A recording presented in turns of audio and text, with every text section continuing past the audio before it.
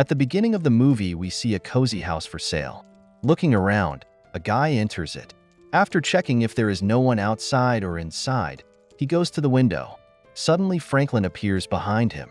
The man laughs when he sees the fright on the boy's face. The guy nervously admits that he didn't sign up for what he is now being forced to do. The boy thought the worst job for him would be to buy houses from the elderly at a false price. However, forcing them to sell by brute force is not something he is willing to do. So he wants out of the business. Instead of answering, Franklin stuns him with a blow to the head. The action moves to a small street, where John drives up. The guy enters the house, prepared for sale, and from the lawn watches his new neighbor Cathy. The unsuspecting heroine enters the house.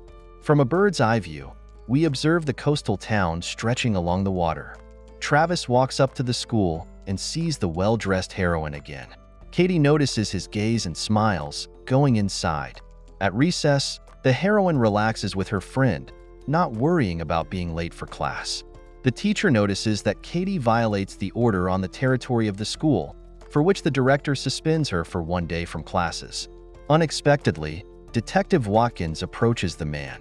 The heroine's mother, Lori, recognizes her as her friend. The woman is angry that she ran into Watkins in such a situation. Lori reprimands her daughter and promises that she will have to stay at home under lock and key. However, the heroine is not upset at all and invites Samantha to her house for a drink and fun. Sitting in the room, the heroine asks her friend about her boyfriend Aaron. Samantha tells her that they had another fight, but this will only make the reconciliation better. After seeing Samantha off, the heroine notices a light in the house across the street. Katie sees a guy practicing in the window and decides to watch him. John senses something and turns around, but the heroine manages to escape unnoticed. The next morning, Lori again reprimands her daughter, reminding her that bad grades can prevent her from entering college. The woman suggests that Katie think about what her father would say if he could see all this. Standing in her room, the heroine again observes the handsome neighbor. Travis notices her look and starts walking towards her house. Katie goes downstairs and decides to look out the window. Then the guy scares her a little, then smiles at her. John gets to know the heroine, admiring her beauty. Cathy invites the guy inside and learns that he was the grandson of the former landlady of the house across the street. John tells her that he has decided to look into selling the house to save for college. The guy makes out with Cathy, but leaves, saying he still has a lot of work to do. Before leaving, John picks up the spare keys. When the guy is engaged in installing a new fence, a neighbor runs up to him. The man demands that John remove the garbage from the path, as it is necessary to keep order. The guy looks at the neighbor rather unfriendly and threatens him with a hammer. At night, John uses the stolen keys to break into the house. However, the guy hears footsteps and hides behind the wall. Lori comes into the kitchen, drinks juice, and notices that the door has been left open for some reason. When the woman leaves, John makes his way outside. The next morning, Katie is nervous as she cannot find her keys. John watches the departure of the heroine and her mother through the fence. The guy drives up to the school and sees Katie go inside. John then returns home and breaks into the property and then into the neighbor's house. Inside, the guy sets up some cameras, after which he leaves. Meanwhile, at school, the teacher notices Katie's cell phone and demands to give it back. Angry, the heroine throws it directly at the teacher. Lori is called back to school again. This time the principal is even more severe, as this is the third offense. Words that the heroine used to be a model student do not help, so the man decides to force Katie to stay at home for a month. The principal promises that schooling will continue in an online format. Detective Watkins convinces Lori that this is the best option. Later, the woman puts a bracelet on Katie and explains how it works. Detective Watkins says she's done worse things when she was the heroine's age, so she doesn't judge her. However, if Katie tries to escape, remove, or break the bracelet, she will know about it and will act according to the law. Detective Watkins talks to Lori and convinces her that the heroine is a good person who made a mistake. In addition, after learning that Katie's father has been gone for about a year, the woman offers her help. The next day, John notices that the heroine did not go to school. The boyfriend visits Katie and laughs when he finds out why she was put on the bracelet. John says that he has done bad things, learning about which will make the heroine sleep badly at night. Katie recalls that during their first meeting, the guy said she looked a lot like one girl and asks who the girl in question was. John vaguely says it was about someone he'll never forget. At home, the guy cuts the photos into small pieces and watches Katie sleep from his phone. The next day at home, the heroine desperately tries to do something to occupy herself. Katie watches videos, flips through pictures, and studies the lessons from school. Soon the doorbell rings. The heroine opens the door and meets her new tutor, Miss Hester. The woman insults Cathy for being constantly distracted. John hears and sees this dialogue through his phone and then follows the tutor. Samantha visits the heroine and advises her to be careful with her new neighbor. From the window, the girl notices Aaron waiting for her.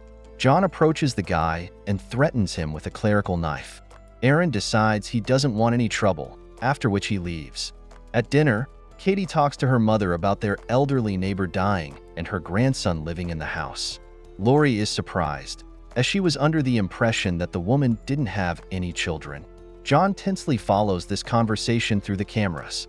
In the evening, Katie is trying to find a photo or guy's page when she hears screams coming from the neighbor's house. John quarrels with Franklin, who thinks that the main business is selling the house, and making friends is rather an excessive precaution. The next day, the guy visits Katie again and kisses her. The heroine is slightly nervous and tells him that Lori is against their meetings in the house. When John leaves for the kitchen, Katie hears the sound of a text message and sees a message from Franklin on the screen. The guy is angry that his stuff is being touched without asking, but then cools down and apologizes. Before leaving, John kisses the heroine on the cheek and asks if she is definitely his girlfriend. The quarrel in the evening is explained by the guy as a conflict with a contractor. In the afternoon, Katie relaxes on the lawn with a friend. Samantha tells her that the heroine's neighbor threatened Aaron and asks her to stay away from him, especially since no one knows anything about him. Katie asks her friend to do one favor for her.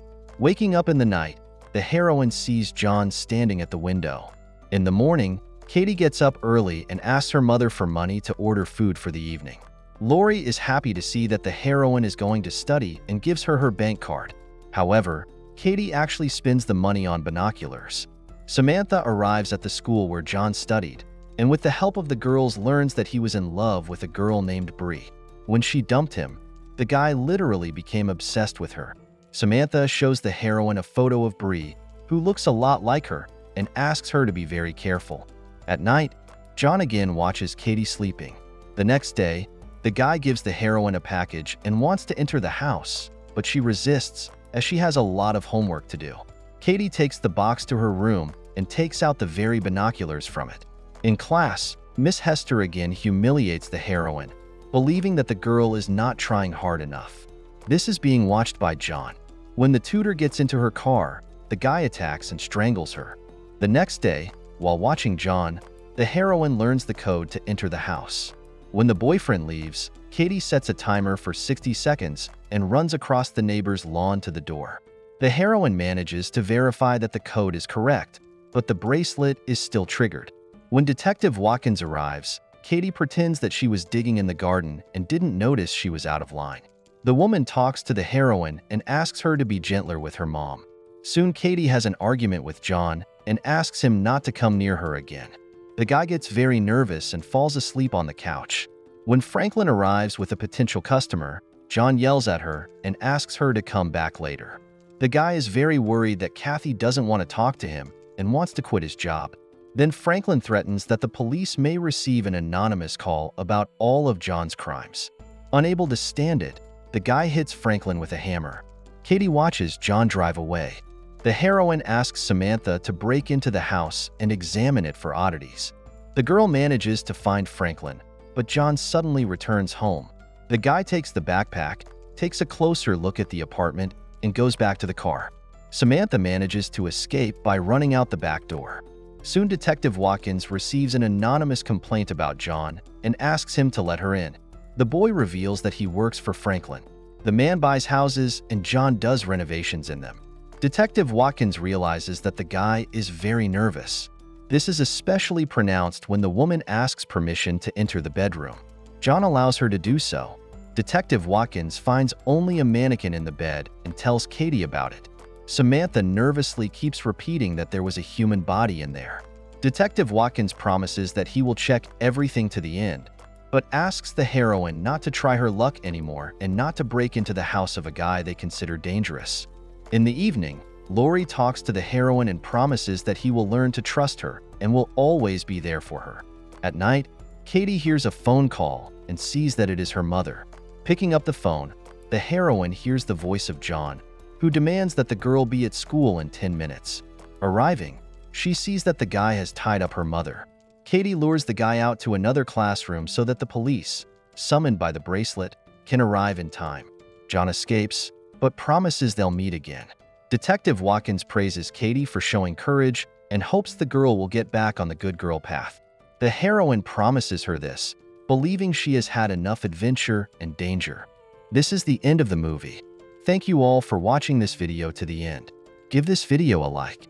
Write in the comments what you think about this movie, and see you in new videos.